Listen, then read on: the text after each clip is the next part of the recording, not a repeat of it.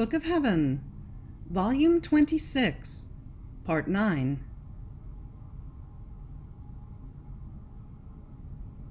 August 25th, 1929. How Jesus created the seed of the divine Fiat, informing the Our Father.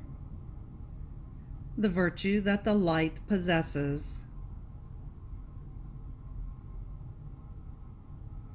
I was thinking about the divine Fiat and how its kingdom could ever be realized upon earth.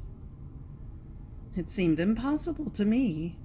First, because there is no one who occupies himself with making it known, and if anything is said or planned, it all resolves into words, while facts are, oh, how far away, and who knows which generation will have the good of knowing what regards the knowledges about the divine will and its kingdom.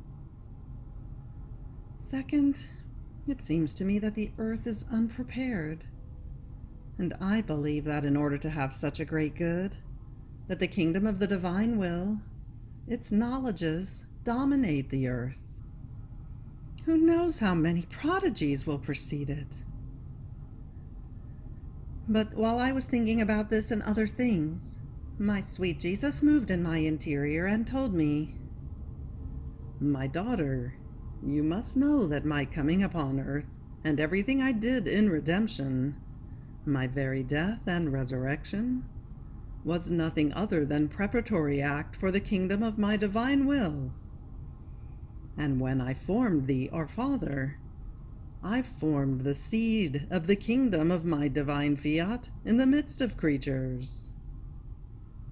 And if, when I speak, I create and I make the greatest, most beautiful and marvelous works come out of nothing, much more so when, with the empire of my speaking prayer, I have the virtue of creating what I want. Therefore, the seed of the kingdom of my will was created by me in the act of my praying, as I formed and recited the Our Father. And if I taught it to the apostles, it was so that the church, by reciting it, might water and fecundate this seed, and they might dispose themselves to model their lives according to the dispositions of my divine Fiat. My knowledges about it, my many manifestations, have developed this seed.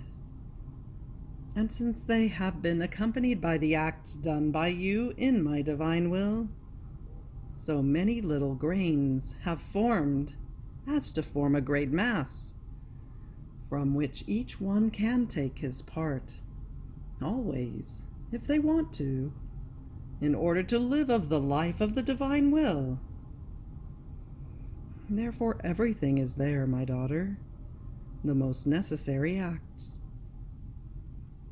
There is the seed created by me, because if there is no seed, it is useless to hope for the plant. But if the seed is there, it takes work, the will of wanting the fruit of that seed. And one is sure of having the plant, because by possessing the seed, one has in his power the life of the plant of that seed. There are those who water this seed in order to make it grow. Each Our Father that is recited serves to water it. There are my manifestations in order to make it known. All that is needed are those who would offer themselves to be the criers, and with courage, without fearing anything, facing sacrifices in order to make it known. So the substantial part is there, the greatest is there. The minor is needed, that is the superficial part, and your Jesus will know how to make his way in order to find he who will accomplish the mission of making known my divine will in the midst of the peoples. Therefore, on your part, do not place any obstacle. Do what you can, and I will do the rest. You do not know how I will overwhelm things and will dispose the circumstances. And this is why you reach the point of doubting that my fiat will be known, and its kingdom will have its life upon earth. Then I abandoned all of myself in the divine volition in order to follow its acts. And my sweet Jesus added, "My daughter, one who places himself in the unity of my will, places himself in the light. And just as the light has the virtue of descending down below and of laying itself like a mantle of light over each thing it invests, so it has the virtue of rising up high and of investing with its light what is up high. In the same way, one who places himself in the light of my fiat, in its unity of light, with his acts, descends down below to all generations, and with his acts of light, he invests everyone in order to do good to all, and he rises up high and invests the whole of heaven to glorify all.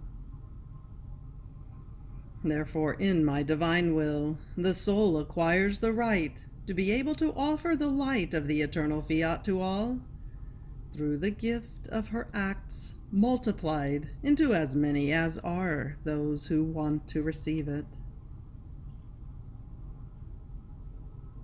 September 4th, 1929. Why does the sun form the day? Because it is an act of divine will.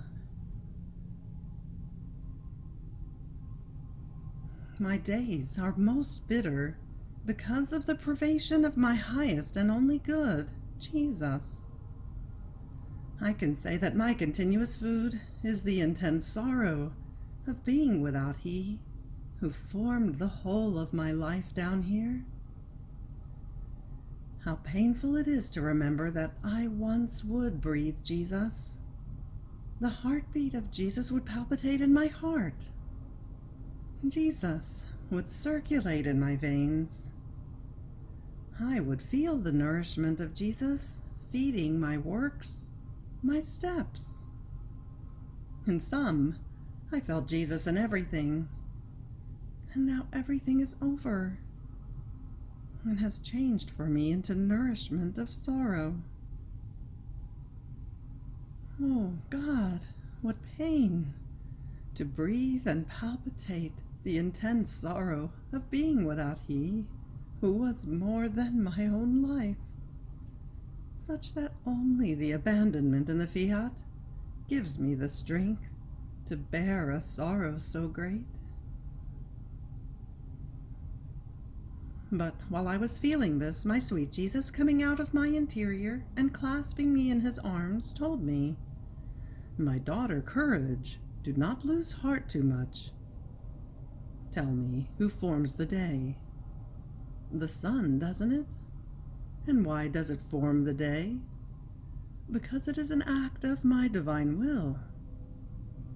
Now, as the earth rotates, the side that moves away from the sun remains in the dark and forms the night, and the poor earth remains gloomy, as though under a mantle of sadness, in such a way that all feel the reality of the night, and the great change that the earth undergoes by having lost the beneficial sphere of the light. That is, the act of my divine will that created the sun and preserves it with its continuous act. In the same way, as long as the soul goes around under the continuous act of my will, it is always full daylight for her. Night, darkness, sadness do not exist. The continuous act of my fiat, more than sun, smiles at her. It keeps her in feast. But if she wanders about within her human will, more than earth, she remains in the dark, in the night time of her human will, that lording over the soul produces darkness, doubts, sadness, such as to form the true real night for the poor creature. Who can tell you the great good, the most refulgent day that an act of my divine will produces over the creature? With its continuous act, it produces all goods and happiness in time and eternity. Therefore be attentive, enclose all of yourself within a single act of my divine will.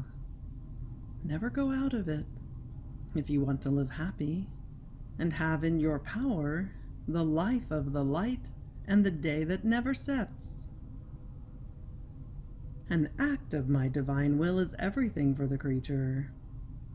With its continuous act that never ceases and never changes, more than tender mother, it keeps she who abandons herself in its act of light clasped to its breast, and nourishing her with light, it raises her as a birth from itself, noble and holy, and it keeps her sheltered within its very light. September 8th, 1929. The birth of the Virgin was the rebirth of all humanity. My poor mind was wandering in the immense sea of the divine Fiat, in which everything is in act, as if there were no past and no future, but everything present and everything in act. So whatever thing it wants to find of the works of its Creator in the divine will, my little soul finds it as if it were just doing it, in act. And since I was thinking about the birth of my celestial mamma, to give her my poor homages, and I was calling all creation together with me to sing the praises of the Sovereign Queen, my sweet Jesus told me, "My daughter, I too, together with you and with all creation, want to sing the praises of the birth of the height of my mamma. You must know that this birth enclosed within itself the rebirth of the whole human family, and all creation felt reborn in the birth of the Queen of Heaven. Everything exulted with gladness. They felt happy to have their queen. Up to that moment, they had felt like a people without its queen, and in their muteness, they were waiting for that happy day in order to break their silence and say, 'Glory, love, honor to she who comes into our midst as our queen. We shall no longer be without defense, without anyone who dominates us, without feast, because she has arisen, who forms our everlasting glory.' This celestial baby girl, by keeping our divine will intact within her soul, without ever doing her own, reacquired all the rights of Adam innocent before her Creator, and the sovereignty over all creation.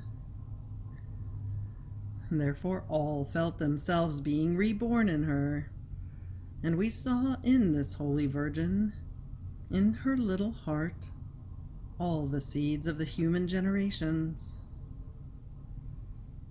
So, through her, humanity reacquired the rights lost, and this is why her birth was the most beautiful, the most glorious birth.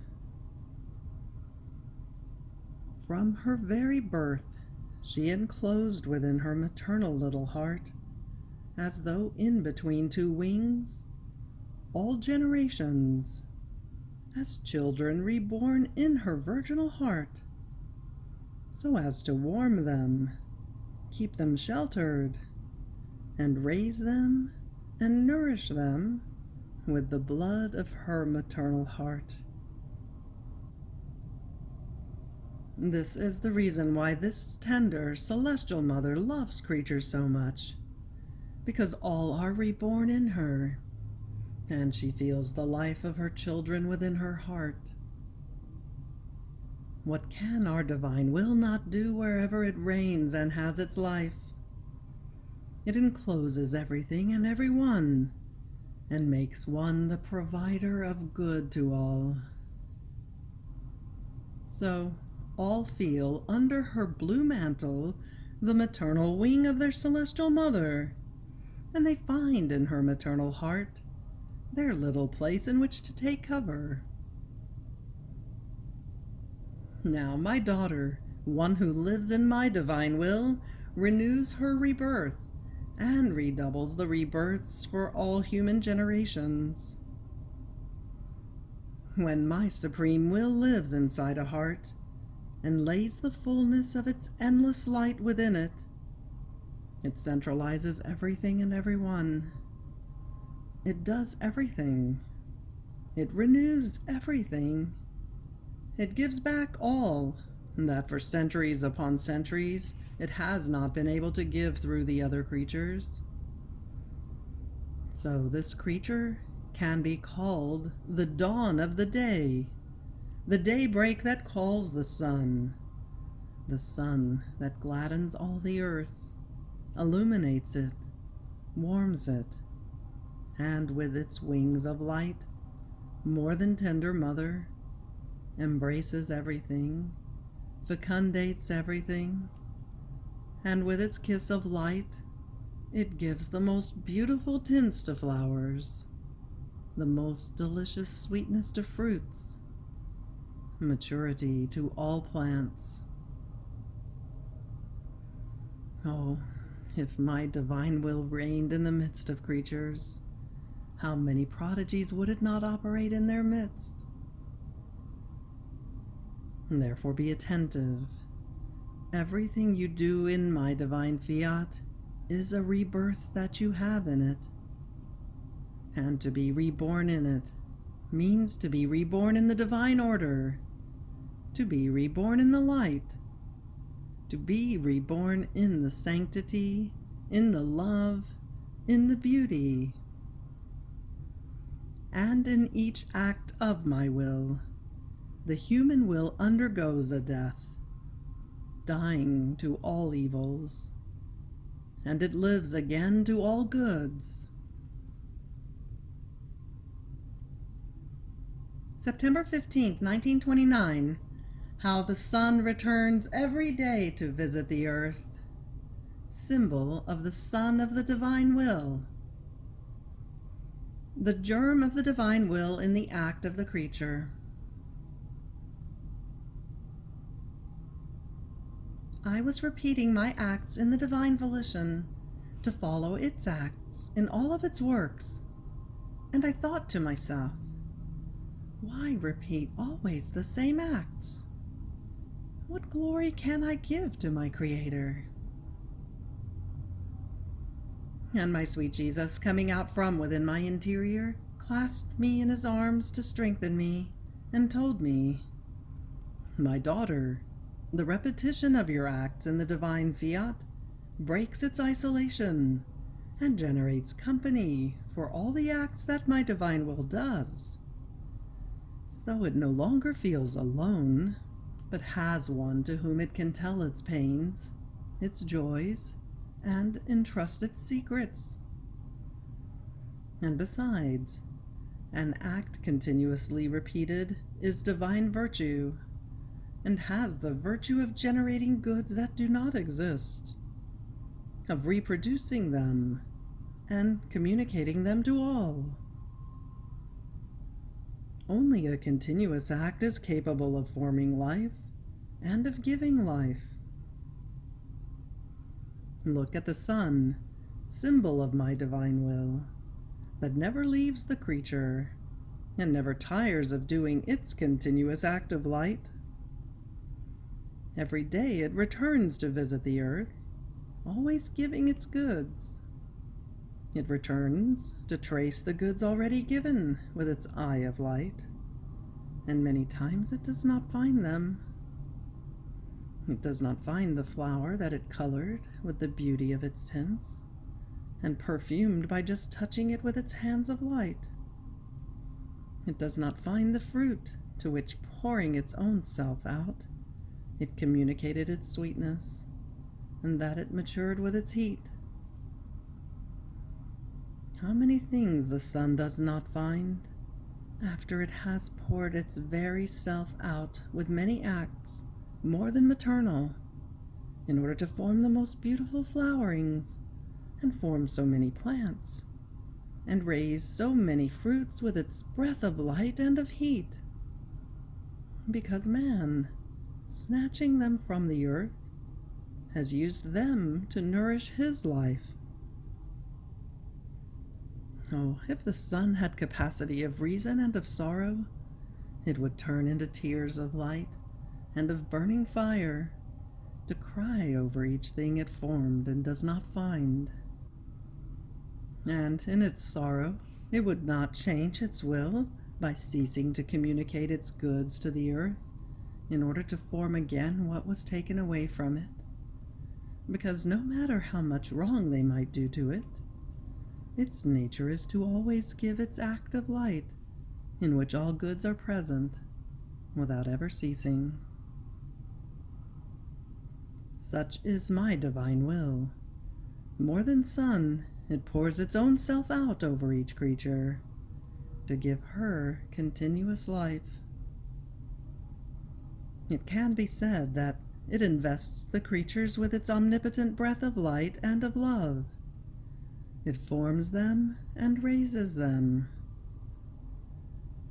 And while the sun gives place to the night, my divine will never leaves on their own the dear births that came from it, molded, vivified, formed, raised with its breath and burning kiss of light. There is not one instant in which my divine will leaves the creature, and pouring itself over her does not communicate to her its various tints of beauty, its infinite sweetness, its inextinguishable love. What does my divine will not do for her and give to her? Everything. Yet it is not recognized nor loved, nor do they preserve within themselves the goods it communicates to them. What sorrow! While it pours its own self out over each creature, it does not find the goods it communicates, and in its sorrow it continues its act of light over them without ever ceasing. So this is why one who must live in my fiat must have her repeated and continuous acts, so as to keep it company, and soothe it in its intense sorrow. After this, I continued to cross the endless sea of the divine fiat, and as I emitted my little acts in the eternal volition, many germs formed in my soul, and the seed of these germs was of light of divine will, varied with many colors, but all animated with light. And my sweet Jesus, making himself seen, was breathing on those germs one by one. And as he breathed on them, those germs would grow so much as to touch the divine immensity.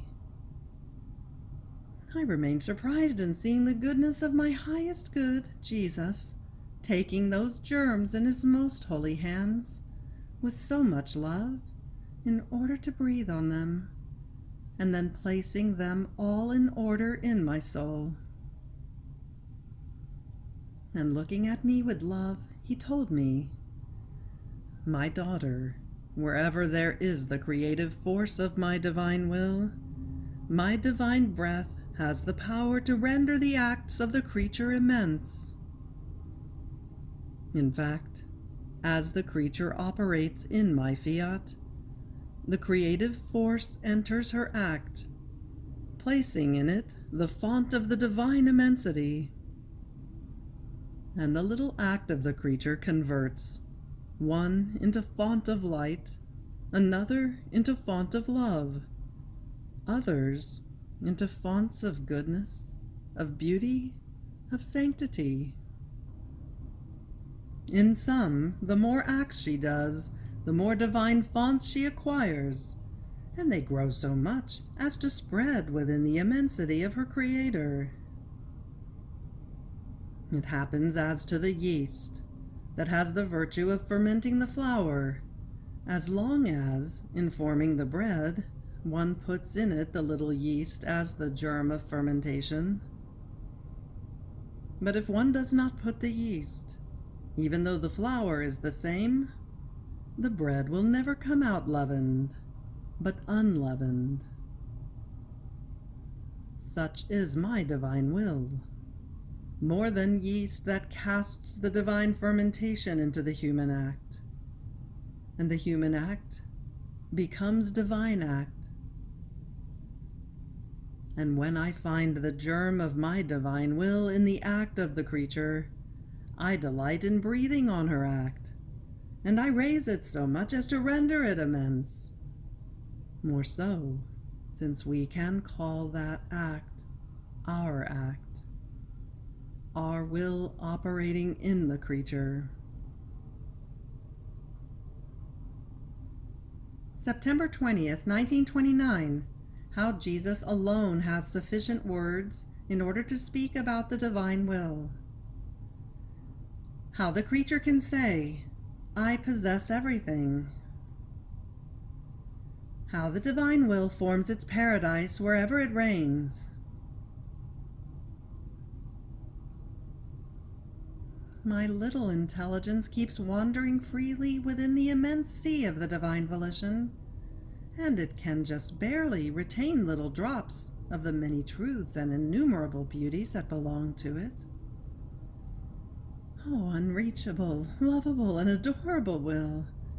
Who will ever be able to say about you the all that you are, and to narrate your long and eternal story? Neither angels nor saints will have sufficient words in order to speak about you, and much less do I, who am the tiny little ignorant one, who can only babble about a will so holy. So while my mind was wandering in the divine Fiat, my lovable Jesus, making himself seen, told me, My daughter, only your Jesus can have sufficient words in order to speak to you about my eternal volition, because by divine nature I am the will itself. But I must limit myself in speaking, because your little capacity cannot embrace and comprehend and enclose all that belongs to it. And I have to content myself with making known to you little drops of it, because your created mind cannot contain its immense and uncreated sea. And these little drops I change into words in order to adapt myself to your little capacity, and so make you comprehend something about my indescribable and immeasurable Fiat. It is enough to say that my divine will is everything, encloses everything. If even just a comma of all that exists in heaven and on earth were missing in it, it could not be called the all. Therefore, in order to enter into my Fiat, the creature must empty herself of everything, reduce herself to that point as when her Creator, calling her from nothing, gave her existence, to the way in which the creative power of my divine will created her, beautiful, empty of everything, and filled only with the life of He who had created her. In the same way, as the soul lets herself be invested again by the creative power of my Fiat, its light and its heat will empty her and will make her again beautiful, just as when she came out of nothing, and will admit her to live in the all of my will. And in it, the creature will breathe the all. She will feel herself all sanctity, all love, all beauty, because the all of my divine fiat will keep her within its sea, in which the all will be at her disposal.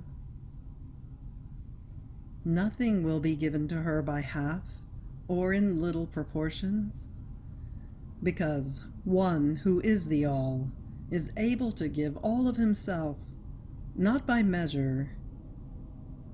And only in my will can the creature say, I possess everything. Even more, the all is mine. On the other hand, one who does not live in my divine will, since her being is not under the empire of a creative power, cannot possess all the fullness of a divine life, nor will she feel herself all filled to the brim of her soul with light, with sanctity, with love, to the point of overflowing outside and forming seas around her, to the extent of feeling that everything is hers. At the most, she may feel little divine particles, the impression of grace, of love, of sanctity, but not everything.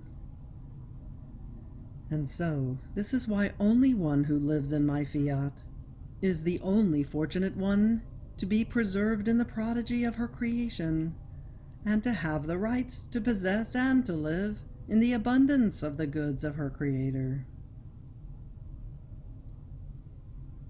After this, I continued my acts in the divine will, and my lovable Jesus added, My daughter, one who lives in my fiat, will have the great good of possessing a divine will on earth, that will be for her the bearer of imperturbable peace, of immutable firmness. My fiat will raise her in a divine manner. In each act she does, it will give her a sip of our divine being, so that there might be no quality of ours that is not centralized in this creature. Not only this, but my volition will delight in enclosing in her my divine will, bearer of happiness, with which it makes all the blessed happy, so that not even this may be missing in one who lives in it, in such a way that when she comes into our celestial fatherland, she will bring her paradise of joy and of happiness, all divine, as the triumph of her having lived in our fiat. And while she comes to find yet more surprising beatitudes, because my will is never exhausted and has always something to give, the creature will find her own joys and the happiness that my will enclosed in her when she was on earth. Therefore, rise evermore in it. Expand your boundaries, because the more of divine will you take on earth, the more our life will grow in you, and the more happiness and joys you will enclose in your soul. And the more of them you will bring, the more you will be given in heaven, in our celestial fatherland.